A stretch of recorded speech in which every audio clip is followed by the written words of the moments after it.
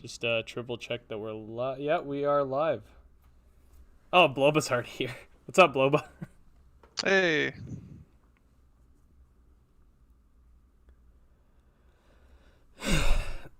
How you enjoying the alpha so far, Bloba? Me and him had a few matches oh earlier. nice. What was it, last night? Where oh my God, Slifer is so good. Dude, he is. I feel like a lot of people kind of sleep on Slife. Oh, I love it. I love that close range sort of combat's always been my favorite thing. So Slifer and Yeah, me are buddies. I think people sleep on Bounce too. Oh, yeah, so this is actually we were having a discussion. Bounce is supposed to damage your opponent, right? It is. Yes. Okay. Bounce is amazing. Yeah, I remember like the first couple days it came out, people were like, Bounce kind of sucks. I don't really get the point of gotta like tune that, and I'm like, well, yeah, we could definitely make it better. Yeah. No. But I was buffing Slifer up. With his buff attack and one-shotting blow with bounce. nice. Oh man. No, the best was when I finally figured out how to get my controller to work. I went from getting like 4 and 0'd by everyone to actually kind of being able to play. There you go. Because people in my stream were like, "Oh, he's so bad at the game." I'm like, "Shut up! Oh. I need a controller." Oh, that's the worst. Hey, See, I'm actually having a similar problem at the moment too, because like my internet is so bad that pretty much every match I get into, I don't make it to the third round before it like drops me, and like oh. it'll resign for me. So we have a fix going in, hopefully today. If not today, then tomorrow. That'll. Oh, sorry, Rob. You cut out there a little bit. You know what? I'm gonna switch over now. Yeah, just to no be problem. safe. No problem. How's everybody in the chat doing? Alex Champion says, shouldn't Andrew have lightning fast Wi-Fi? This is actually Rob. So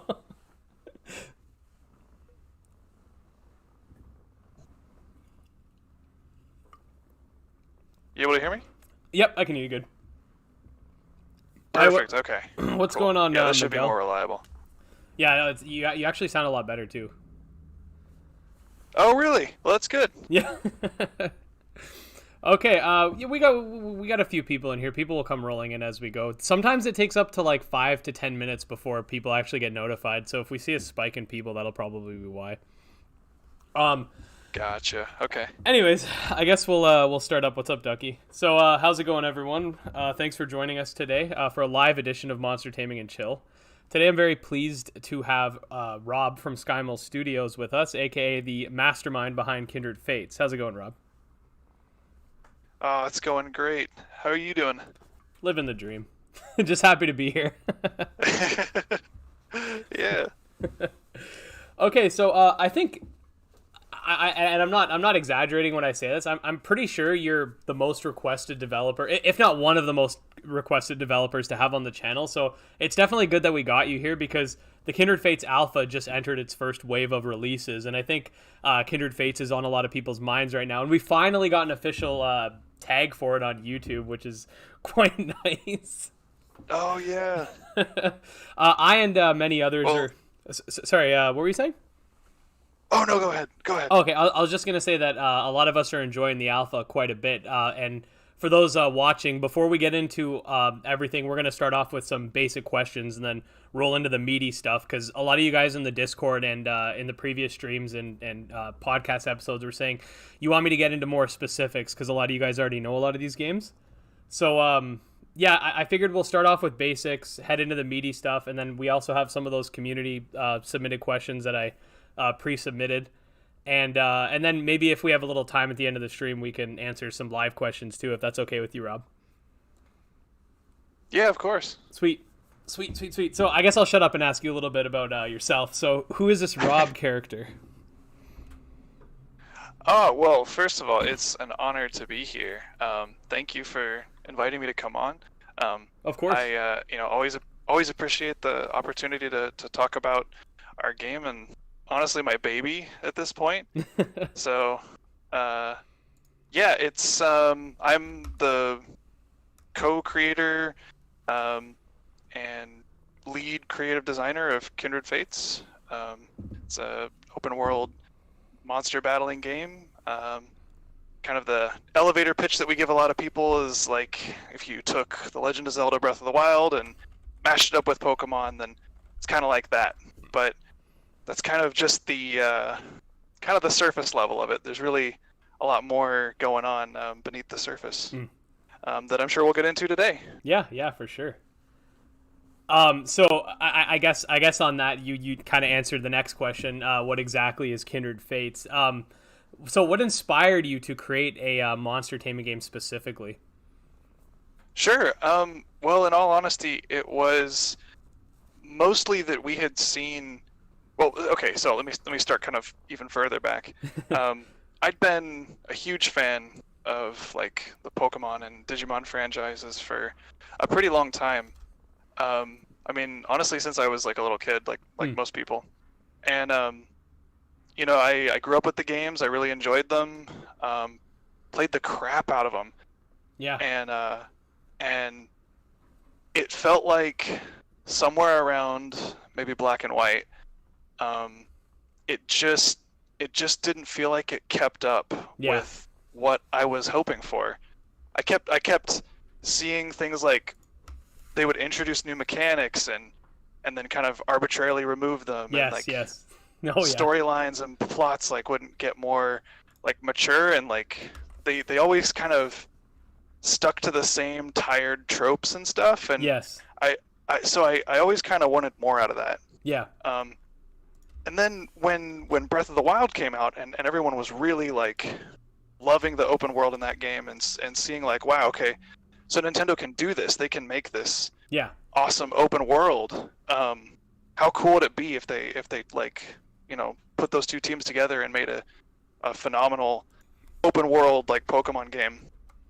And so then there was this huge wave in that community of like, people want this. People like clearly are looking for this kind of game. And I don't know, I was when that first started getting talked about, I wasn't really in a place to like think about developing a game like that. And I mean, probably a year or two went by of that idea kind of being in the consciousness, and nobody was really doing it. Yeah. And like, so anyway, my brother wanted to learn software development, and I started teaching him about software development through game development as kind of an easy segue into that. And we started with a little prototype and eventually built like a 3D monster battling game. And that was like the prototype for Kindred Fates. Okay. It basically just grew from there, and we were like, you know, this is really fun. We could like actually make something out of this. Yeah. And we went for it. Yeah. And here we are. It's actually kind of funny that you mentioned the whole thing with the generations of Pokemon, because that's a really like common sentiment I hear is from generally like people will split them up into Gen 1 to 5 and then like 6 to 8. And like with the first 5 sort of being, some people even say 1 to 4, and then the 5th gen is sort of like a transitional period. But right. I definitely get that too. I definitely know what you mean. Like there's definitely been a lot of things that a lot of people would have wished the Pokemon company would do, but they seem so set in the specific way they're doing things. And even when they do mix things up, like with Sun and Moon, they got rid of gyms. Well, the trials are basically just gyms without the trainer battle. It's just, I definitely know what you mean. Like Pokemon doesn't feel like it's changing to grow with its audience. It feels like instead it's trying to chase a new audience by using old mechanics. Yeah, completely agree. So when it comes to Pokemon, it's generally like, I mean, pretty much since the beginning of it, it's been a turn-based game with a few spin-offs here and there. But what inspired you to sort of evolve past the turn-based mechanics and decide to go straight into the real-time combat? Yeah, so there were, I mean, a couple. We always talk about like the Breath of the Wild meets Pokemon kind of thing up front, Yeah. because again, on the surface level, that's kind of the easiest way to talk about it. But Hmm. there were a lot of other inspirations for the game as well, and we were thinking about like, okay, if it was open world, what would feel the most natural? Yeah. And certainly there are open world games that have turn-based combat, Oh yeah. but it felt like in most open world games you do have action combat, Yeah. and like that would feel the most at home there. That was kind of the most natural fit. Yeah. um, and so we started looking at like, okay, well, what other similar games have there been that have kind of done combat like that? What would that look like? And we kind of try to draw inspiration from those. And definitely a big inspiration initially was like the Pokemon Generations game, if Yes. anybody's Yes. familiar Yes. with that. I remember when that was coming out actually, like when they started working on Yeah, that. Yeah. yeah. So we saw that. I mean, years before we ever even were thinking about Kindred Fates or this open world game. Yeah. And it was just like, wow, that's really cool. Why don't they do that? Why why is there not a Pokemon game like this? This is Yeah. awesome. And then the closest thing we really got to that, as far as I know, for a long time was Pokken. Yes. And I played that and really enjoyed it. Um, so we were kind of looking for something similar to that, but with Pokken being very much like a fighting game, Yeah. it felt like that might be just a little too like restrictive Yeah. Yeah. for like a lot of the open world kind of gameplay we wanted to do. We wanted to have abilities that could cover like a lot bigger areas, and I mean you've played the alpha. Yeah. We wanted stuff like AOE's and stuff that lingers on the ground, so almost like MOBA or MMO inspired Yeah. elements. So we drew from that too. Yeah, for sure, and it definitely it definitely turned out as a really good result. I almost when I play the combat, people have been comparing it to Genshin Impact. I've never played that game before, so I couldn't. I don't know, but Uh-huh. I almost like for me anyway. When I think about the combat, it's almost like Dark Souls mixed with League of Legends, almost mixed with like Naruto Ultimate Ninja Storm. Right. Yeah, it's really good actually. I love that I honestly it's just good. I love that you can kind of just jump in a match, you can run around like a stage, and I think you guys did a really good job with having 3 separate stages that cover like different styles of play. Yeah, Like the that was ruins definitely is the goal. Yeah, the ruins is kind of like that tactical sort of place where you can try to like hide and buff up under cover. Then you have the Uh-huh. woods are like that final destination kind of like straight up. You guys got to fight. Exactly. Yeah, it's great. I think I'm getting ahead of I'm glad you myself. like it. um, No, you're totally fine. but yeah, regarding Pokemon Generations, I do remember when that I know they stopped. I think they got a cease and desist. Oh, yeah. Yeah, but I remember when they first were working on that. It looked so nice. I think the first area was supposed to be Pallet Town, but they made it look more like it does in the anime with like the windmill and all that stuff. And Right. I just remember like it looked so good. It's a shame that it never came out, but that's the thing. It's nice that people are realizing that, hey, there can be a monster taming game that's not Pokemon. It doesn't have to be Right. specifically Pokemon. So now that we see all these monster taming games sort of booming, it's nice to see that we can get those experiences, because from my perspective, I never understood why Nintendo has a lot of money. Even if Right. they didn't want to change the main series, someone in the comments mentioned that they're trying to target more casual gamers and sort of leaving the more hardcore Pokemon fans behind. I don't know why Right. they just don't have a separate studio just work on games that are more mature, more they don't have to be like rated M. Like I don't want to stab Right. Bulbasaur in the eye, but Yeah. I just it boggles my mind, because I think there's a huge market there that they're just completely missing out on. Yeah, I couldn't agree more. And it's not like the Pokemon Company or Nintendo in general is any stranger to experimentation Yeah, with their yeah. with their brand. I mean, you look at the Pokemon franchise, and it's probably the most diverse range of like a single IP in gaming, maybe. I Yeah, mean, you've got stuff like Pokemon Troze, yeah, Mystery Dungeon. I mean, they just kind of like, you can take Pokemon and put it on any type of gameplay. yeah, yeah, exactly. It's almost like the Sonic franchise, like Yeah. they'll just kind of do whatever. So, like, it's very strange to me that, why not have just a single offshoot, even if you want to have it be like a mystery dungeon or something like that that's not made by the main studio. Yeah. Why not give it a try? I always imagine they could do, and I'll stop talking about Pokemon in a bit so we can get back to Kindred Fates. But Sure.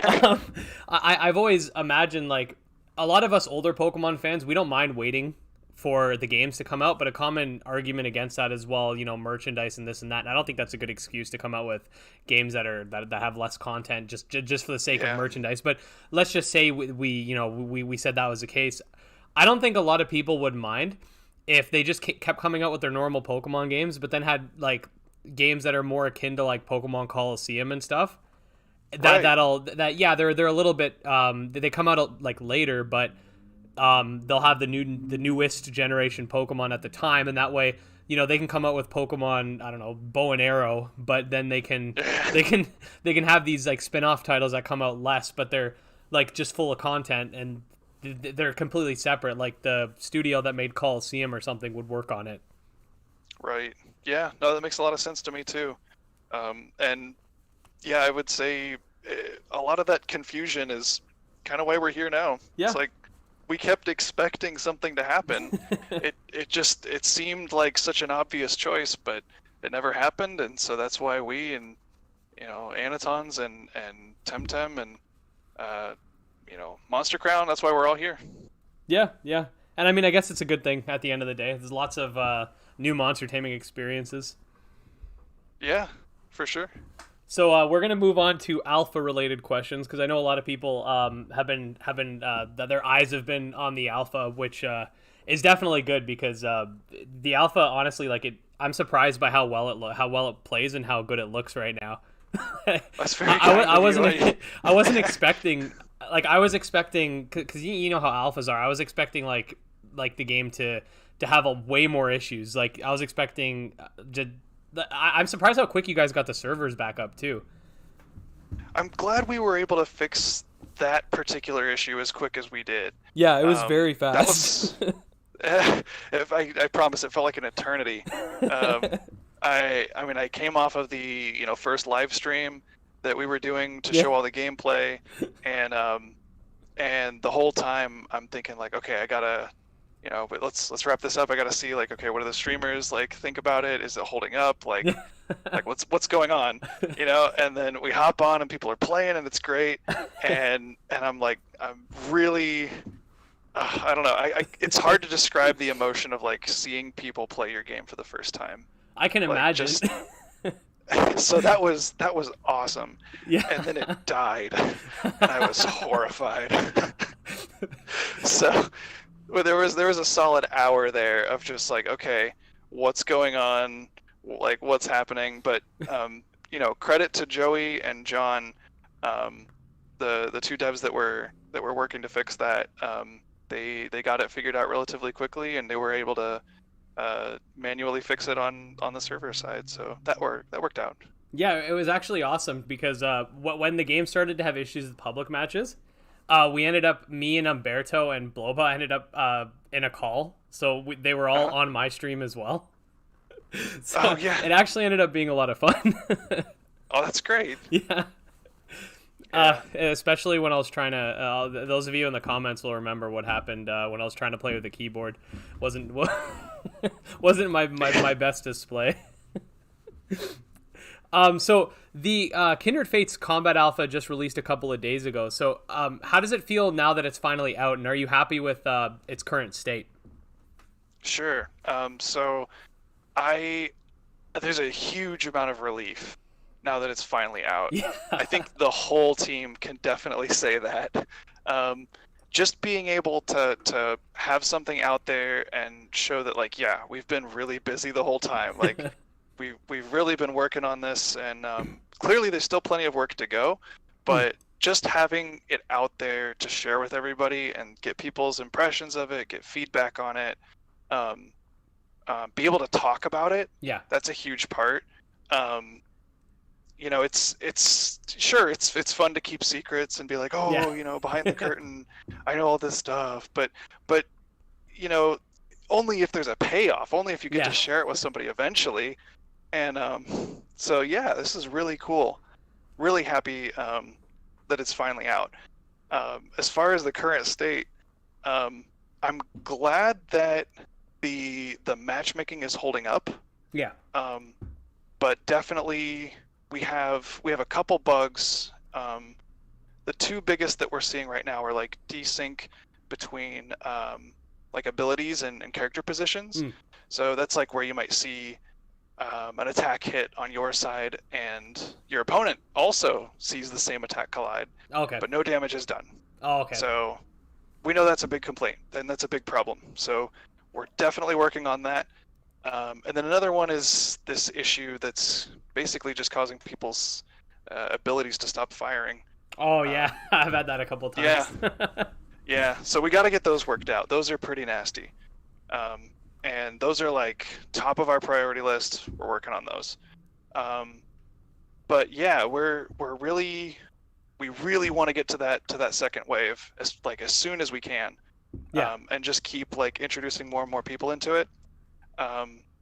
So like I feel like it's in an okay state, Yeah. but I would so much rather that it didn't have these these glaring problems with the gameplay. So really hoping to get those fixed here in the next couple days.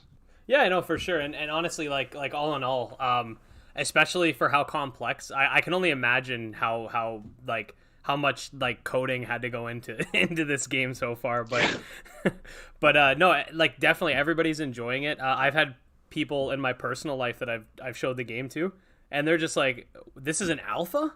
Like when they when they see the even just the graphics and stuff, like people are just like completely surprised. Like this, you're saying this is an alpha game right now?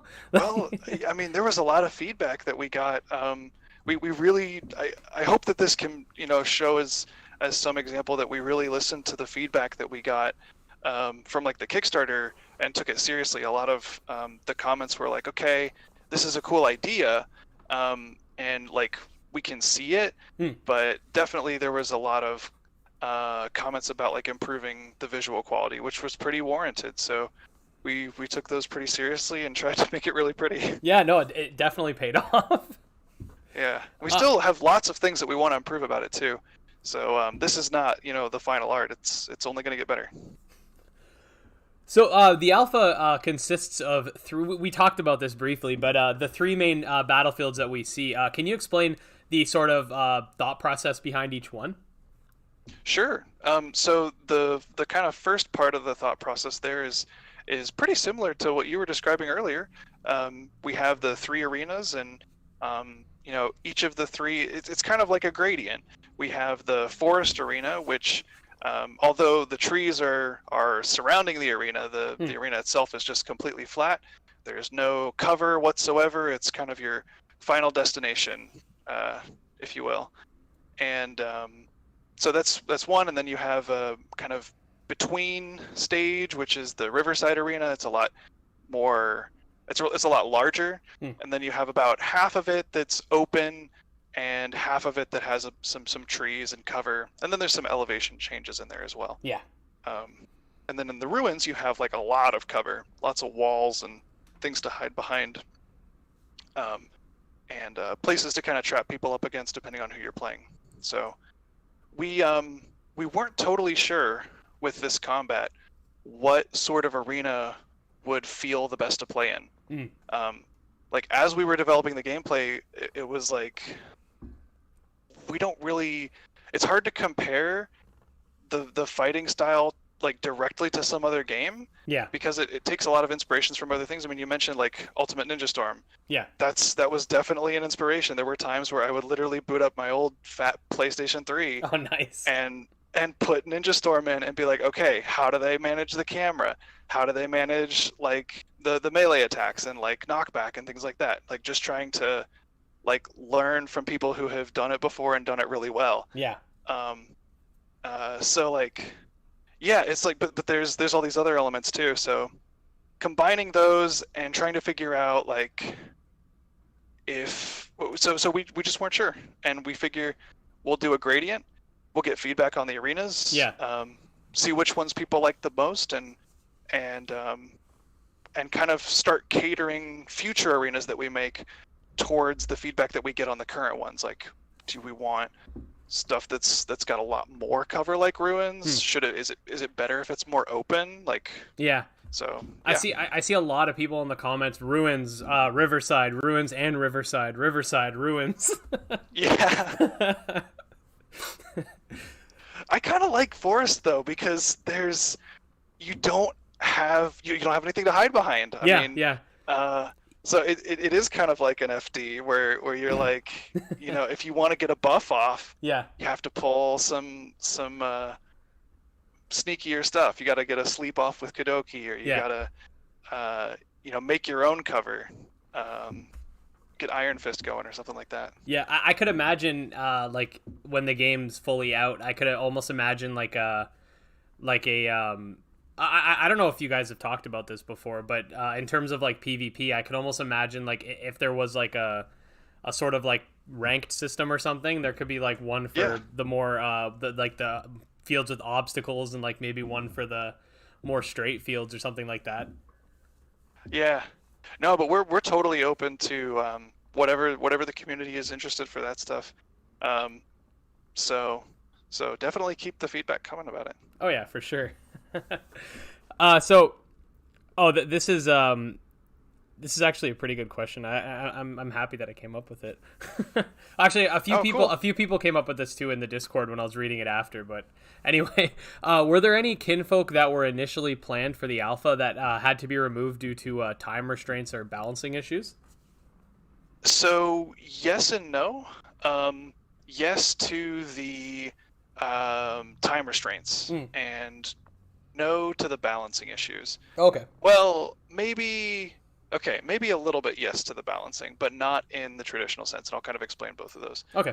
So we did cut an air type and a water type. Oh, okay. We wanted to include them, but we didn't feel confident enough about their character controllers. Oh, okay. They're pretty different, and we wanted to give those. So rather than releasing them and having two characters that probably weren't going to feel as good and might be really just unwieldy. Yeah. And also require a lot of like special time focused on just those. Yeah. When we could have like been putting that development time towards improving the arenas as a whole that every character can use, or creating new moves that multiple other characters can use. Yeah. It would be focused on like just these two, and we probably wouldn't get like as much content out of that time. So we decided to hold off on those for now, but we definitely would like to introduce air types and water types in the future.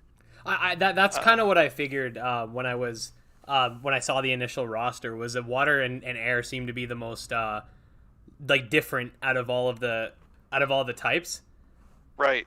Because like air, obviously you have to deal with like how high up do they fly? Like this is just in my head, but like how high up can they fly? Like right. How the hitboxes are gonna work? Like for example, Slifer only really has homing shot for a special move. So like if let's just say Avion or Castrix can fly like way above, like if Slifer's gonna be like, I can't hit him, man. Yeah, and that's a big consideration, is like how we were going to work with like earth types and melee focused characters in general. Like how is Mechad gonna deal with that? Yeah. So yeah, that was definitely like part of the consideration too. And we have ideas for how we want to help with that. Yeah. But implementing that stuff, it was just looking like it was going to be really time consuming, and we could get a lot more mileage out of giving more attention to the other characters. Makes sense. So that's the first part of it. And then as far as the balancing, as you guys have seen from like the Kickstarter trailer and other videos that we've put out before, we have other characters like K-Knight and Auburn. Yeah. Salamurder, as the community calls him, the Mechid evolutions. Yeah. And a lot of those characters are either finished or very like close enough that they could be like they're playable really. Yeah. But we wanted to have an even spread of the different types. Makes sense. Yeah.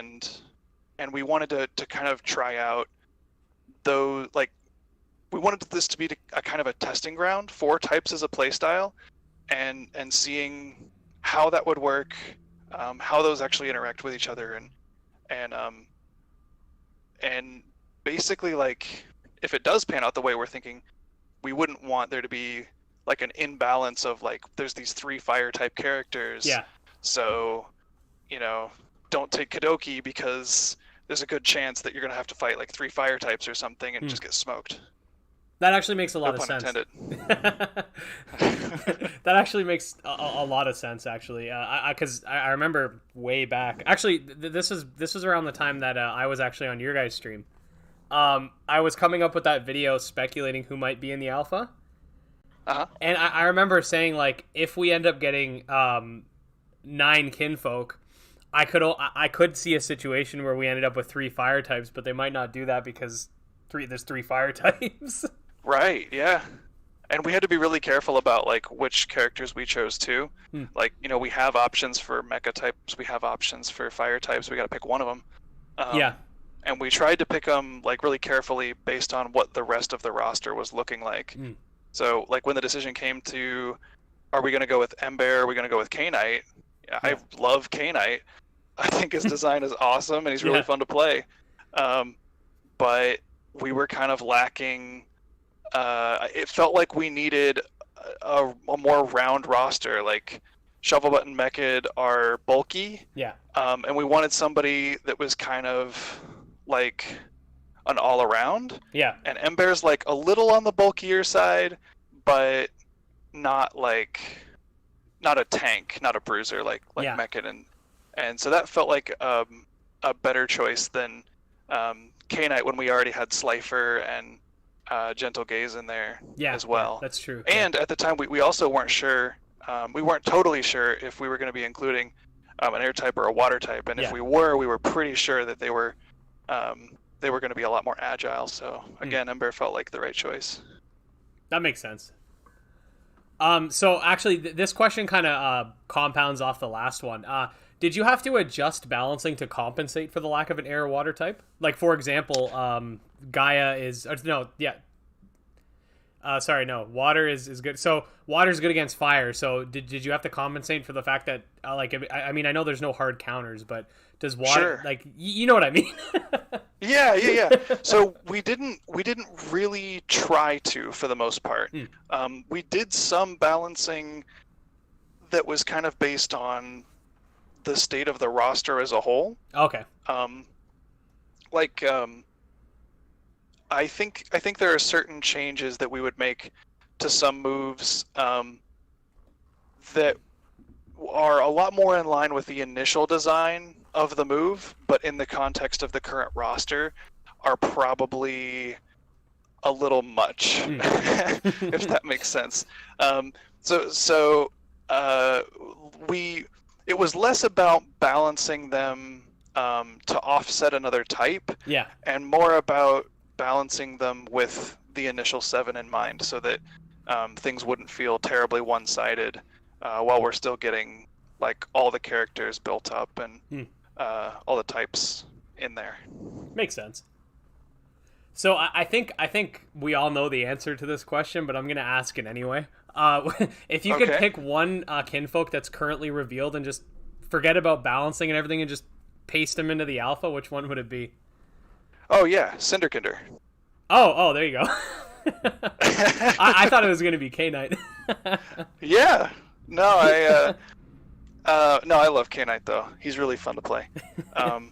He's kind of like playing Gentle Gaze, but like a fire type. Oh, okay. And he hits really hard, but he's really fast, and it's almost like if Slifer was Gaze, but more of a zoner. Oh, okay. and had some other really cool options. So, but you guys will see that eventually. I think I'm gonna like K-Knight because I noticed I like the faster Kinfolk, so I think I'm gonna end up liking K-Knight. Yeah, I'm also a big fan of like the faster paced characters, so right there with you. I guess with regards to the beta, will that primarily be combat oriented, or will it play like a? I guess the best comparison I could use to that is like, would it play sort of like the Great Plateau from like Breath of the Wild? Gotcha. Yeah.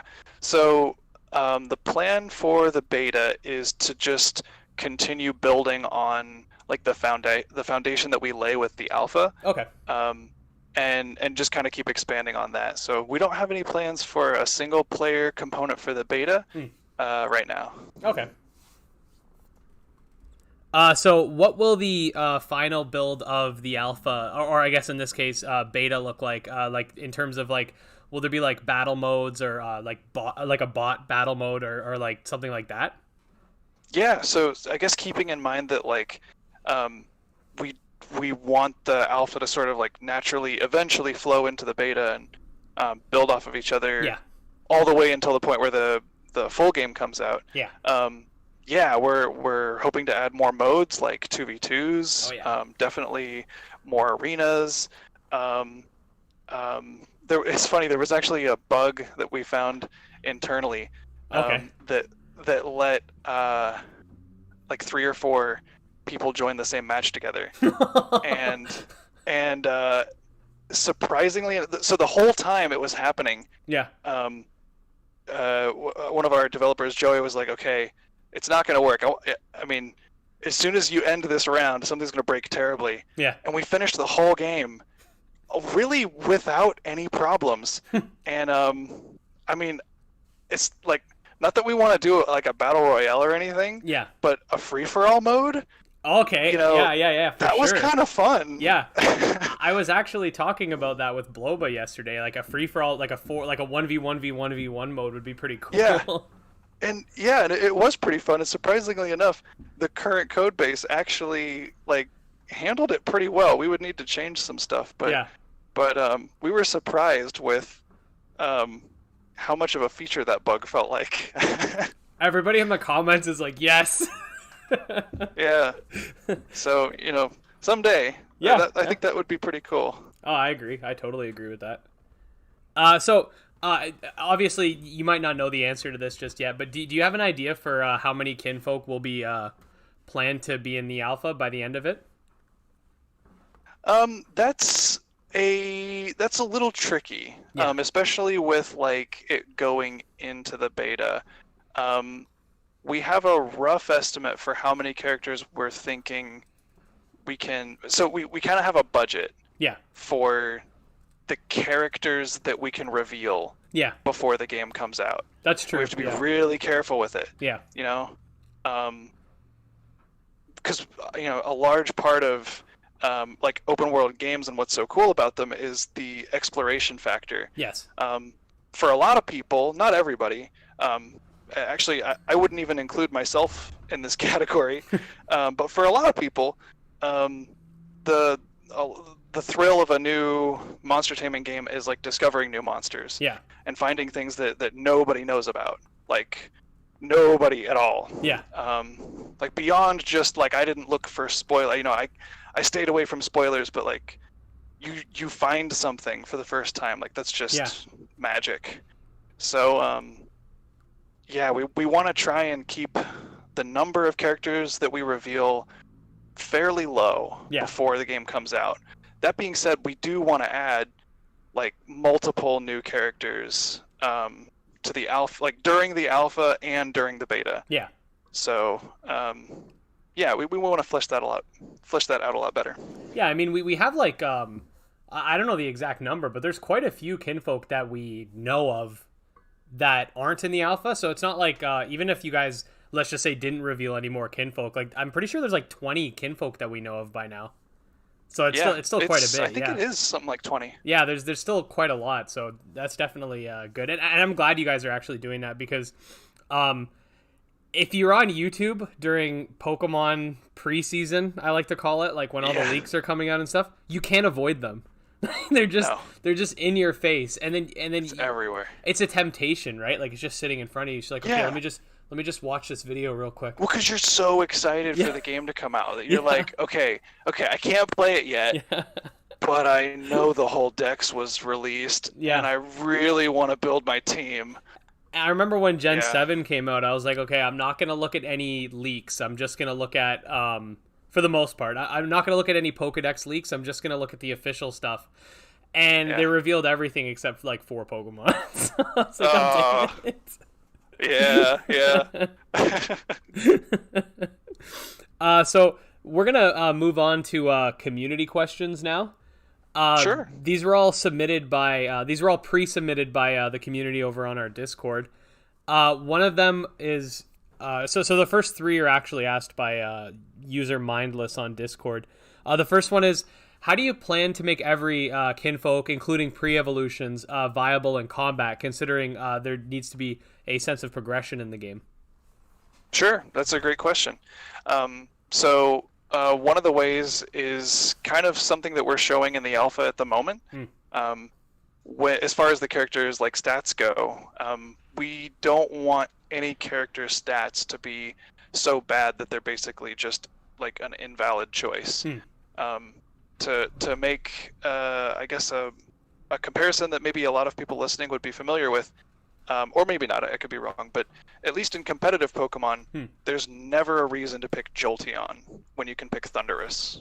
You just wouldn't do it. Yeah. It's just a worse choice. Yeah, And that yeah, sucks exactly, because yeah. Jolteon's really cool. Yeah. So, and it's just because he has way worse stats. He Yeah. has a cool, like a unique move pool that's different from Thundurus. Yeah. That could maybe be useful in some certain scenarios, but his stats are just so bad Yeah. that there's no point.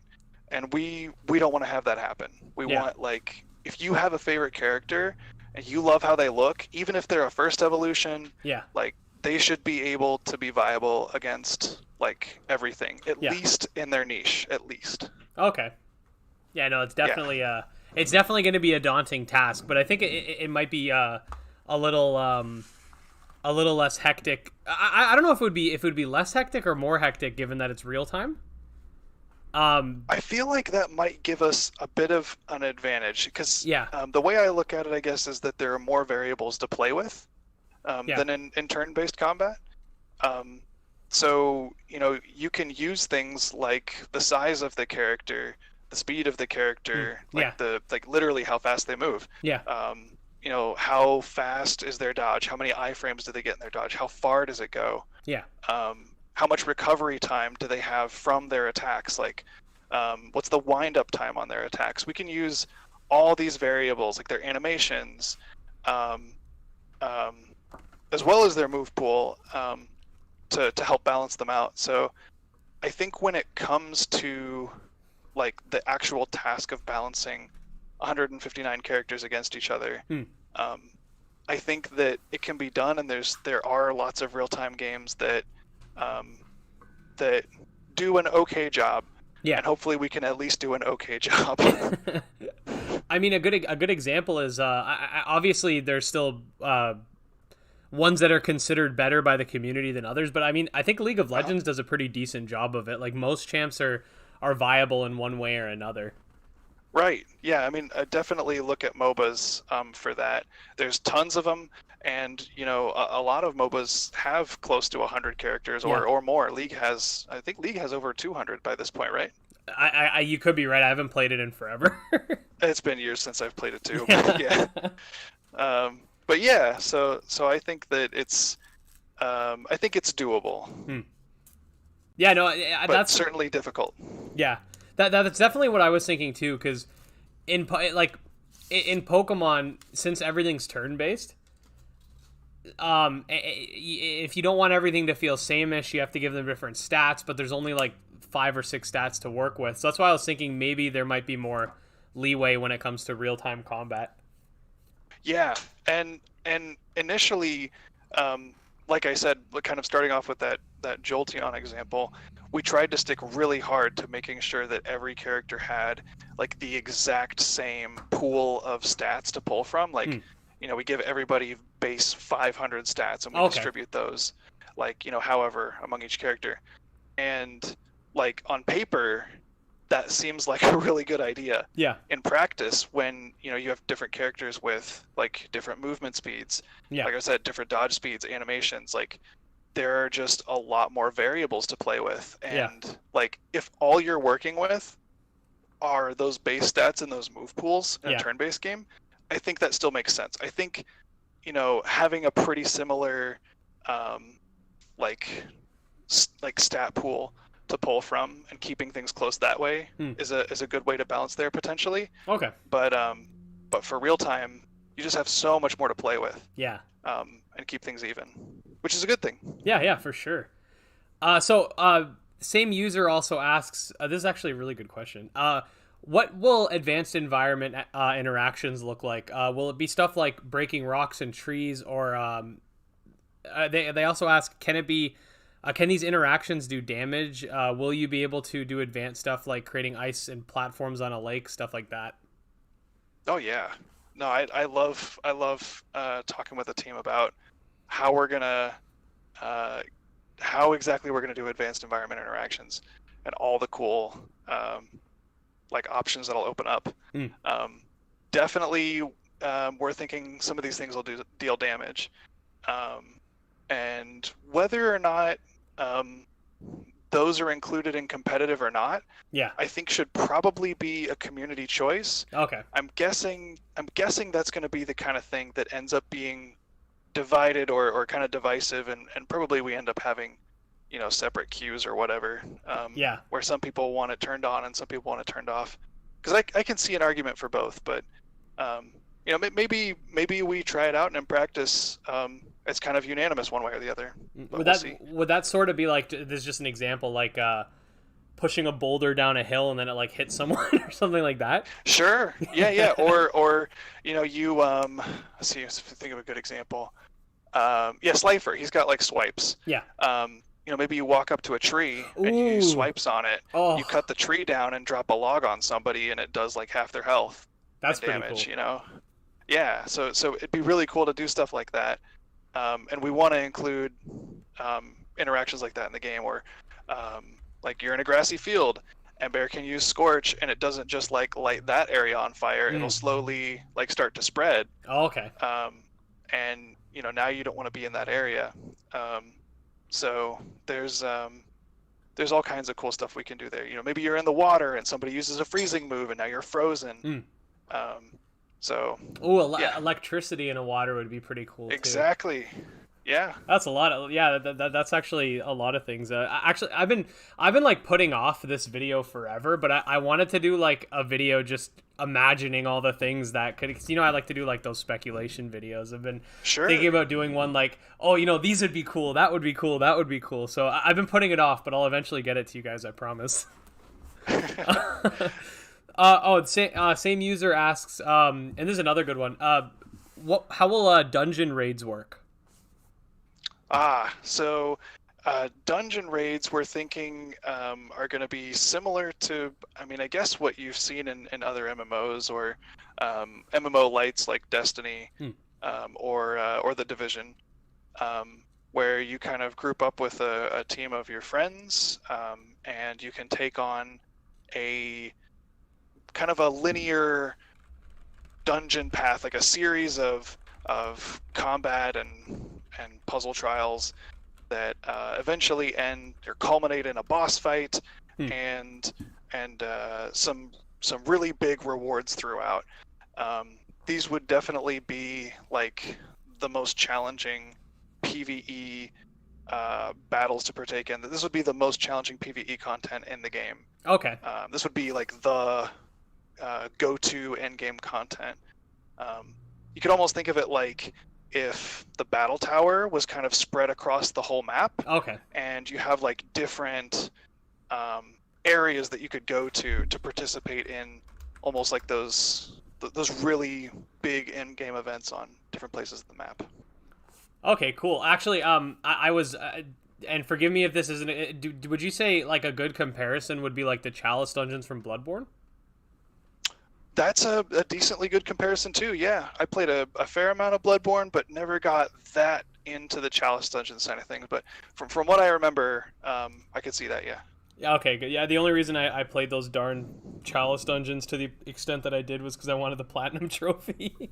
Oh man, yeah. Yeah, they make you go through the ringer. They really do. Oh yeah, they're hard. I had a friend who did like a new game plus 26 on that game. Oh my god. So, yeah. I have heard.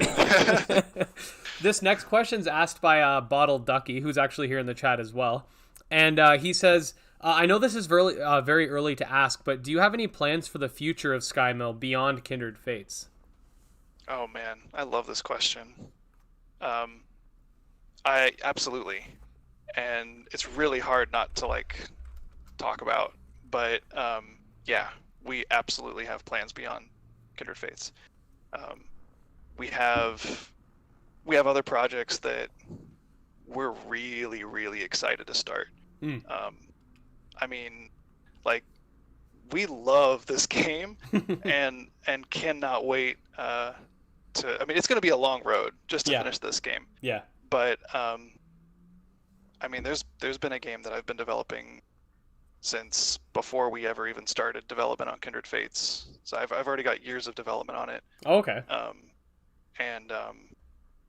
That was like my first real, like, this is consuming my life kind of thing. So I'm really looking forward to getting to that. Oh yeah. Very different from Kindred Fates, but I think similar in enough ways, although still very different. Yeah. That I think people who enjoy Kindred Fates or RPGs in general would really enjoy it too. I'm thinking about in the future because like a lot of the monster taming games I cover right now are like new and upcoming. But I'm thinking like a few years down the road, I might have like a segment where it's like following the devs on their new projects. So we'll definitely check out the game on the YouTube channel when we start to see like information pop up about it. That's way down the line, but for sure. And at the same time, there's still so many things that we know that we could do with Kindred Fates that would be really cool. Like, I mean, we've already like started talking about, okay, here's what we know we can do for the first game. Yeah. Here's what would be really cool to do in the second game. Oh, yeah. Make sure that we don't, like, we want to avoid scope creep and have limits for ourselves so that we can actually release the thing and people can play it. I know that's a big concern with a lot of Kickstarter projects or like new development teams, is that they make that mistake.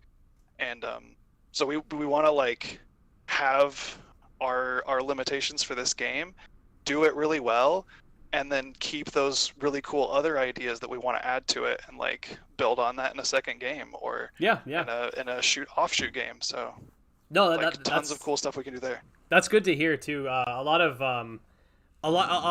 the monster taming games are, as of right now, like they're coming out with one game, and we haven't really heard much about the potential of sequels. But I know like Nexomon have in game at the end of the game, there's a little thing that says, we hope you'll enjoy following this story in the next title. So they basically confirmed the next game. Nice. And I know the Koromon devs said they were looking into like putting out a second one after. So it's good to hear that all these games are like becoming franchises.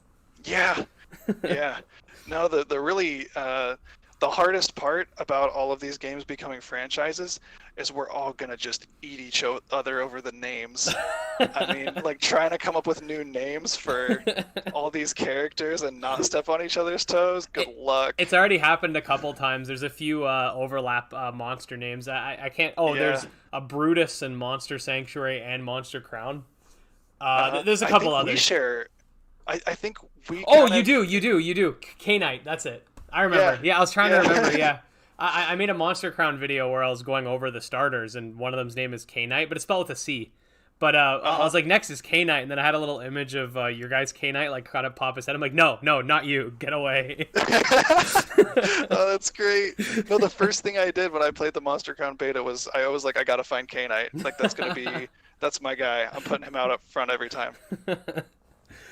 Ducky asked another question, and this is a good question, actually. I've been wondering about it myself. What constitutes a lean and what is not a lean, for example? So Kadoki has an air move.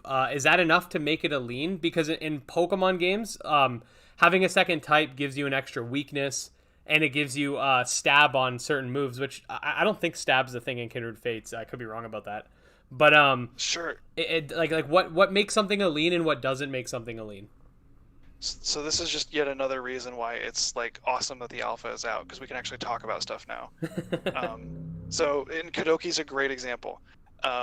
He has an air type move. Yeah.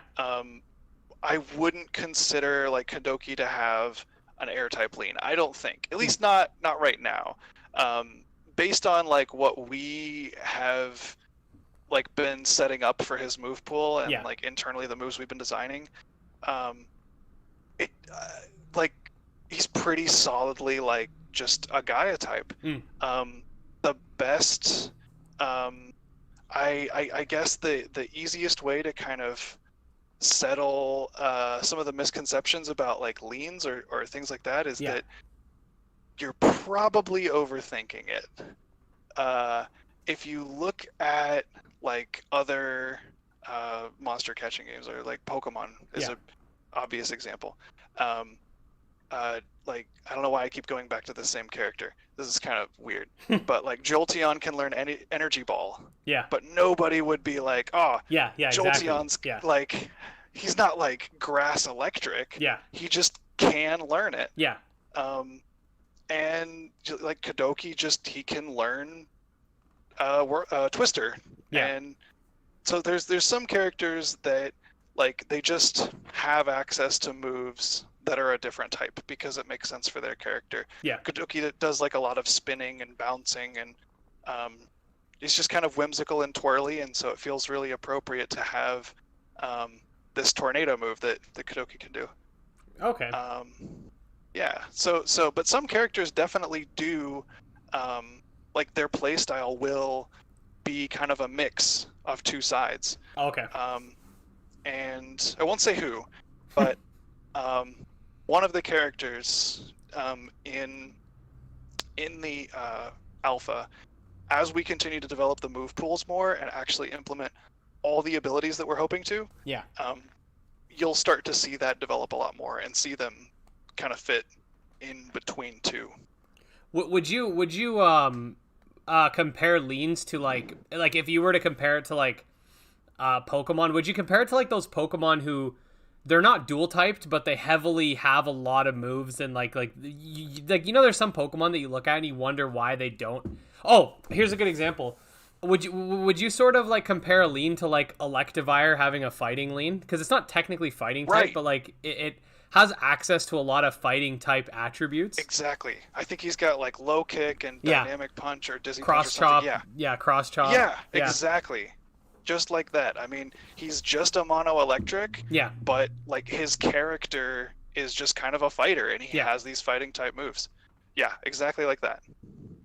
Okay, cool. And the way that manifests like in our game, because we're trying to treat types as a play style. Yeah. Again, it's still experimental. We don't know if it's going to work out. We're hoping it does. Yeah. And so far, it's going okay. But you know, hopefully that should end up manifesting as like this character is kind of like, to just pull two out of a hat, like a trickster, because they can do like teleporty stuff, but they also have minions. You know, so they can like teleport the minions, and they like blend the two play styles. Yeah. You know, so you could play like a hybrid, or you could pick moves that like let them go a lot more into one or the other. So it kind of depends on how you want to build your character. I think I'm waiting for the evilest Kinfolk that's going to be Earth with a Gaia lean or something. Yeah. Oh man. Okay, all so kinds of nasty combinations. Gil asked this question, and it's now that the alpha is out, will you finally take a break for a day or 4? Or do I have to ask SM Dad to force you to take one? So the night that the alpha came out, or the day the alpha came out, and then the following night, I slept like a brick. It was awesome. That was great. Since then, I've been working pretty hard with the rest of the team to make sure that that we get the alpha rolled out to everybody as fast as we can, without introducing new bugs. That's a big Yeah. That's a big concern internally right now. Is this teeter-totter, if you will, of like, okay, we gotta get this out to everybody as fast as we can. We know everybody wants to play. Yeah. And we want more people to play. Yeah. But we can't go so fast that we like introduce new bugs and make things even worse. Yeah. Makes sense. I think even the people in the first wave were looking forward to some fresh meat to play with. I'm hoping for some people that aren't as good as some of the people that are currently in the alpha, because I need some people who are like a little worse at the game so I can get my score up. Sure. Yeah, I mean, I think we'll definitely see a lot of new players with Wave 2.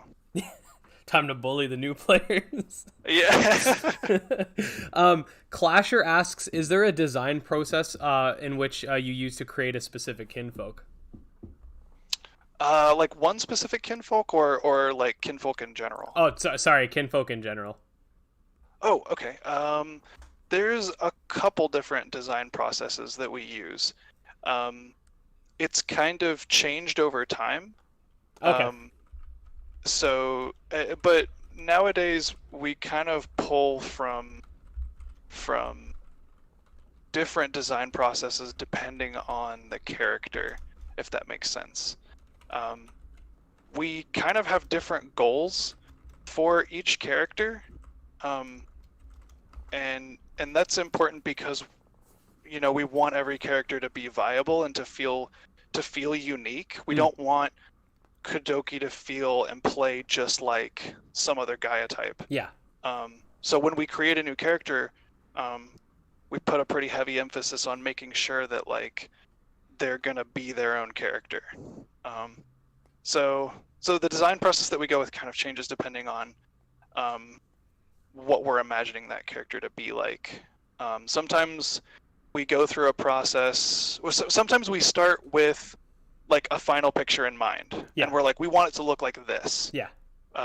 We want some kind of, I don't know, dragon thing that's like, I don't know, really, it gets really cold in the winter and it makes him rage out. I don't know.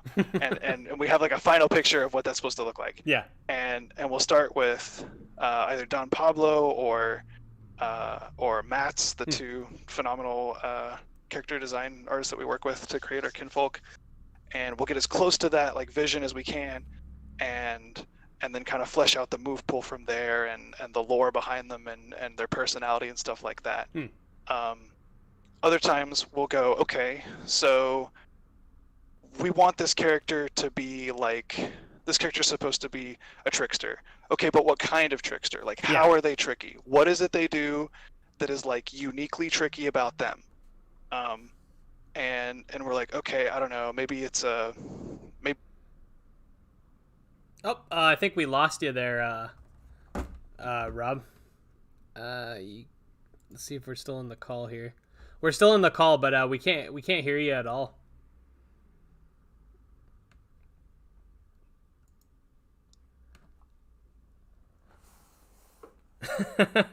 Rob died confirmed, guys.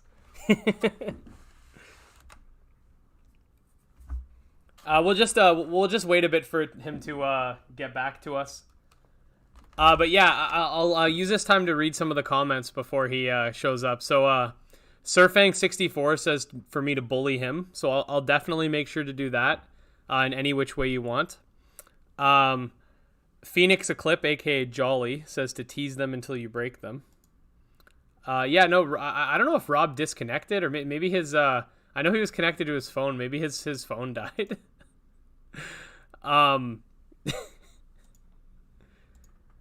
Let's see. I agree. Bully the noobs. I enjoy bullying myself. Was said by Banny.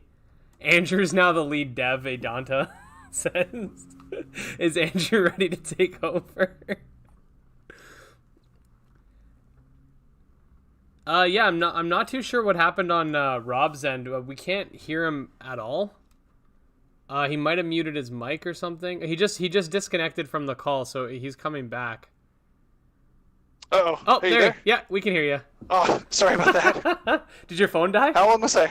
I don't think so. I think I I think Discord just kind of cut out on me there. It's okay. We used the chance to meme around a little bit. Adanta said Oh, no. Andrew's a new lead developer. Oh no! How long was I gone for? Oh no, it was only it was very short. Like you were just talking about you give the Kinfolk designs over to Don Pablo, and no! Yeah. All the way back there. Oh, great. Okay, so yeah, and we kind of flesh out their appearance from there. Another possibility is going the class sort of approach. Did any of that get through? No. That's kind of where you're at. Yeah. Okay, yeah. So we'll think about like, okay, we want this character to be like, what kind of trickster? We could do a puppet class. You know what? Yeah, you did talk about that. Okay. Yeah, okay, you were saying you were saying sorry. The last thing you were saying was like we want it to be like a trickster, but what kind of trickster? And I think that's where we kind of ended. Okay, gotcha. So yeah, there's a bunch of different approaches you could take to a trickster class, and fleshing out what about them makes them unique in that respect. So that's kind of the more class-based design approach. Then the third one that we do is a lot more abstract, and typically for something that we want to have a more ominous or like uniquely kind of grim or dark kind of design for a monster. And for those, we tend to start from, like I said, like an abstract place, kind of exploring like feelings or emotions and like personifying those as monsters, and like what would that look like? So coming up with things like what does existential dread personified look like as a monster, or like social anxiety personified as a monster? What does that look like? Yeah. And kind of starting there. So that's another thing we do too. Yeah, I remember you actually mentioned that in the Impossible Coin podcast, which I've probably watched like 7 times or listened to rather. But yeah, I definitely remember that. It's really interesting concepts that you guys come up with. They're all very unique, and I like how a lot of the Kinfolk Kinfolk almost to me like look like remind me of like reverse fusions. Like you have Auburn, who's like a bear dog, and then they evolve into like instead of individual parts. Yeah, exactly. Yeah, like it's really interesting. It's very unique. Yeah, that's a really fun part of it too. This is actually a really good question. Cirque wants to know how open would you be to collaborations with other Mon game developers? We're open to it. In fact, we've even talked with some other game developers about the potential for it. We try to be really careful about it still. Yeah. Because I mean, just like the people that we'd be collaborating with, this is our baby. We gotta look out for it and want to make sure that that we really like everything that's going on. But yeah, we're open to it. That's awesome. That's great to hear. We've been hearing a lot more ever since Cirillum, Coromon, Monster Crown, and Monster Sanctuary did that collab. Like everybody's been going crazy about like trying to get like the monster taming Smash Bros going. Oh man, I love that idea. This is the first I'm hearing of it. We just need a modder to mod one of the games so that we can just like add a bunch of like random monsters from like different games, so we could just make them all fight each other. Mod rivals. Yeah. There you go. It's pixel art anyway, and it'd be perfect. Yeah. There you go. That'd be cool. Okay, so in a Kindred Talks episode, it was said that all kinfolk have their own niches and can be as strong as each other. If this is the case, then what would you say would be the benefit of evolving your kinfolk as opposed to not evolving one? That was asked by Goody. Another great question. I actually answered this one in our Discord the other day, and I'm glad that I get to kind of like share that answer with a wider community. So the evolution in our game is a lot more like taking a new path in life than it is like just getting a better version of that character. Yeah. In a lot of other, I won't say all, because there's a ton of monster catching games now, and I certainly cannot claim to have played all of them. But back in my day, you kind of just evolved because that was just the thing to do. It was just better. Yeah. You got a fresh new coat of paint. You probably looked cooler. You got way better stats. You got access to new moves, and it was like, why not? Yeah. But we want to, like, yeah, I mean, you guys already know why we don't want to do that. Yeah. So yeah, for our game, it's more like taking a new path. Like, I was this character. I was playing as them. They have their unique things about them. They have their reasons that you would want to play them. Yeah. And from the story perspective, they are their own character. And when you choose to evolve, that's like it's making a character choice. You're saying like, okay, I want to go down this path in my life now, and so that's kind of like a new character. I mean, they retain a lot of what makes them them. Yeah. But like, they are this new monster now, and they have access to these new moves, and like, they play differently. So evolution is a lot more about like making those kind of big choices. Yeah. If that's what you're looking for. Yeah. But if not, if you're the guy who's like, I love Auburn, I just want to play Auburn. Yeah. Then why not? I mean, go for it. Yeah. Yeah. It's pretty cool, actually. It's a nice twist on the evolution mechanic. You're not forced into it. Yeah. Because I'll tell you, there's a few Pokemon that I really like that are not evolved, and I trying to beat the game with them is, it's a fun challenge, but they're pretty crap. Right. It's like, you can't take them to competitive. Yeah.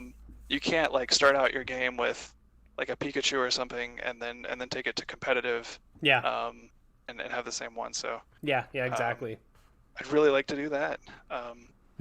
And also, it kind of it's as a side effect, it's also helpful for one of the game's other big mechanics, which is permadeath. Yes. And yes. If you're playing through the game and you get all the way to like, the last area, and you're like, party members keep dying over and over. Yeah. Like, it would really suck to have to go catch first evolutions again. Yeah, level them all the way up, evolve them all the way up. Yeah. Like, so instead, it's like they're viable from like an earlier stage, and you don't have to, like, that's not a concern there. Yeah, that's actually a really good point. The other solution's always just to get good, but Of course, of course. So Snaps asks, will you ever be open to the idea of a DLC of some sort, like post-launch? We're open to it. I think, definitely we want to just like focus on the stuff that we've promised so far, but yeah. We've definitely tossed the idea around of like, hey, if it does really well, then maybe we could potentially add new areas or characters or something. Yeah. All just very vague, like not really any solid plans. But yeah, we've tossed the idea around. Oh yeah, no, it's definitely like I definitely be excited for that. Like, you beat the game, and then I always liked like those expansions and stuff like that a lot of games come out with, because you know, you beat your game and then you're like, oh, it'd be nice, some more content, and then here you go. Yeah, for sure. So Marlon asks, do you have any plans for move tutors or TMs or any sort of equivalent? Probably an equivalent, yeah. Okay. It's I don't know, it just feels like a solid mechanic. And yeah, so you could expect something similar. Okay, cool. Actually, this is kind of a question that I just came up with on the fly, and you don't have to answer it if you can't, but so obviously there's going to be like a competitive scene when the game's fully out and stuff like that. Are you guys going to implement like a seamless way to sort of swap all your moves around? Because I know in like Pokemon, you have to like grab a heart scale, and then you got to go find the heart scale guy, right. and then you gotta Temtem, for example, all you have to do is go to the PC and you could sort of relearn or like store away the moves that you once had. Do you guys plan on doing something like that? I think it'll depend on how like move pools between evolutions are kind of handled in general. It's a little hard to say for sure, but we definitely would look at that for sure. Okay. Like I totally sympathize with the struggle of having to like go grind for heart scales and just to get those moves again. So okay, for sure. Okay, cool. And this is the last community question. I think it's a pretty good one to sort of end the community segment on. How does it feel knowing that you have such a supportive community that you have fostered and built around your game? And that was asked by Danger Noodle. Very, very lucky. Very lucky. I think I've been a part of several other like very small game dev teams before working on Kindred Fates, and we didn't have that.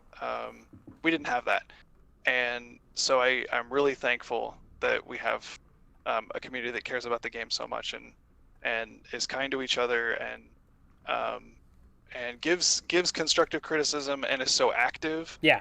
Especially so active while there's so very little content. Definitely, I have a lot of love for the community and so much appreciation for all the love that they have for what we're making. Yeah, no, for sure. I always say this. I deal with at least like give or take like 25 different game communities because there's always overlap. Like I always see some of the same people in multiple Discords, but every game has its own community. I've got to say, like the Kindred Fates community is really good. Like I've gone to, I'm not going to mention any names, but I've gone to other communities and asked a specific question about a game or something because I'm covering so many. It's hard for me to keep up sometimes. And like some communities will be like, well, you should know this. But, you know, I've never had any issues like that with the Kindred Fates community. It's a great community. I'm really glad. That makes me happy. So, besides the question that we ask everybody at the very end, which is we're going to ask you later about your favorite kinfolk. Okay. If you want, do you have the live chat opened up right now? I thought about it, but then I kind of was like, it's gonna distract me, and I'm gonna do nothing but read it, and I'll lose my train of thought. But I can pull it up for sure. Yeah, I'm actually on your channel now. Oh, perfect. I was thinking maybe we could do some community questions. The reason I'd say it's probably good for you to have the chat too is because I don't want to ask you a question that you can't answer. Oh, sure. Yeah, so I figured it's better. Like if anyone has any questions for Rob, now's the time because I noticed some during the stream, but I didn't want to like jump all over the place.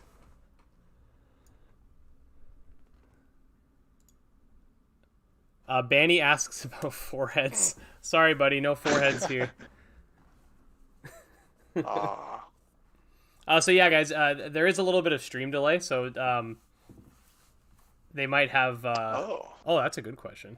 That is an interesting. Can you have a null type lean? Well, with null types being a sort of like jack of all trades, but also almost like a tofu kind of thing, where they can like more easily take on like the types of the moves that they're given, if that makes sense. Yeah. It's possible, but it's possible. It would basically be like that character being a less less dedicated to that type and more of a generalist. Like if it would be like if we had a Gaia type that still had access to minions and some pretty dedicated Gaia type moves, but had a pretty large selection of null type moves, it would result in them being like, you know, mostly an all around kind of Mario sort of character, but with that bit of Gaia. It would almost turn them into like a null type with a Gaia lean. Oh, okay. Yeah, it's possible, but I think probably that would be less common to lean null type, Hmm. because it's more like they're able to take on other types more easily. Yeah, that makes sense. Oh wow, holy questions. Gee. Oh yeah. Pick one out of a hat here. Anyone you want. Sure. I'll just. We've got one here from Umberto. With the combat arena being the priority right now, at what point will you shift resources to the main game development? Man, that question is honestly something that the dev team is asking ourselves like more and more recently. So it's not going to be like a drop off. You're not going to see us just like stop development on the alpha so we can completely but probably it's going to be more of like a taper. Yeah. So we'll kind of begin shifting more resources over towards the main game development. And we're thinking that that's going to be starting probably, I don't know if I can say this, but I feel like I don't know, this is an okay time to talk about it, I think. Now that the alpha's out, this is good. But yeah, we're thinking about starting that around like January of next year. Okay. Is that kind of tapering off of the alpha? We want to have the alpha in a really stable place. Yeah. And definitely continue adding to it, because we're going to continue adding to it. You know, like we keep saying, all the way up to the beta. Yeah. And then add to the beta. But definitely, you know, we need to at some point start shifting the majority of our focus to the main game, and we're thinking January. Okay. Yeah, I actually it was kind of funny. One of my comments on one of my videos, might have been the stream we did on day one, was they don't even need to make a game. They could just have the combat arena. It's awesome. I mean, but we gotta. I mean, we could, but I think that would disappoint a lot of people too. Yeah. So you get both. There you go. And you'll like it. I see a few questions here that we have already answered. Yeah, there's a few questions here, guys, that we've already been through. If you guys are just joining in, this video will be up. Like, this will become an actual video afterwards, so you guys can definitely go back if your questions weren't answered here. Banny's asking about the alpha. Do you guys think you'll have any sort of like PvE mode for the alpha? I think we did touch on that. We don't have any specific plans for it, but just no specific plans at the moment.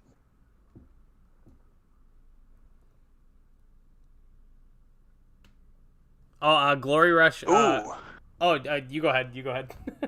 Well, we could always do that one too. But I just saw one from. I'm not sure how to pronounce it. Niebard Zaid. Will there be a block mechanisms or shield that breaks over time? Ooh. Or will it be specific to a move that only some will learn?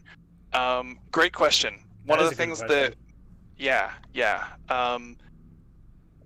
one of the things that we really want to do is help out melee playstyles.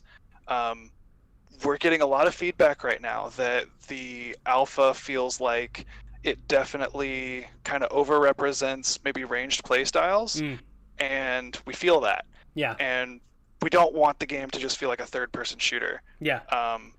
So more tools for melee characters and helping them to like feel more viable.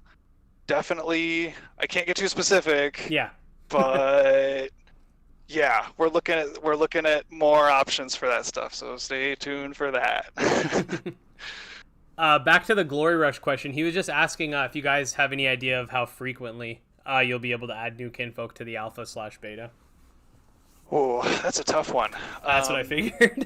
Yeah, that's a tough one. It's so, and it's also like tough to answer in a way that's not like just, I don't know, saying a whole lot of nothing. so there's a lot that we still want to do, right? Like Yeah. we want to introduce more characters, but obviously like the first priority has to be one, fixing bugs, and two, like getting everybody in there. So like that's going to take a good chunk of time, like just like getting those first priorities out of the way. And once we've got everybody in and things are feeling good, we can add in all these abilities that we've been like working on. And after that is kind of when we can start looking at new characters. So like a specific timeline is pretty hard. How many? It's kind of hard to say. Makes But sense. yeah, but we want to do it.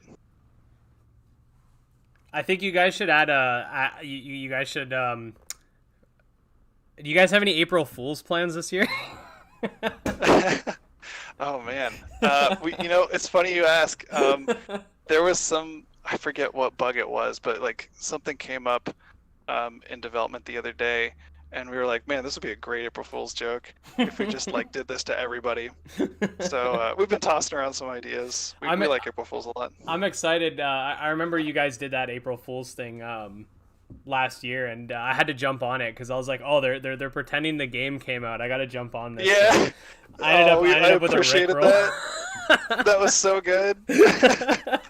we got like some people that were not super thrilled about that. Oh, on Twitter, me too. Oh man, but it was kind of worth it. I made sure to put something that was like obviously I put a Digimon in the thumbnail, so I thought that was a pretty at least good defense to say, hey, like it wasn't that bad clickbait. Yes. Oh man. No, I had fun with that one. All right, guys. I figure we can go for a couple more minutes, and then we'll probably call it a day at the hour 30 mark-ish. Wow, the time went by really fast. I didn't expect it already an hour and a half. This has been a really good interview. Thank you. I've really enjoyed being.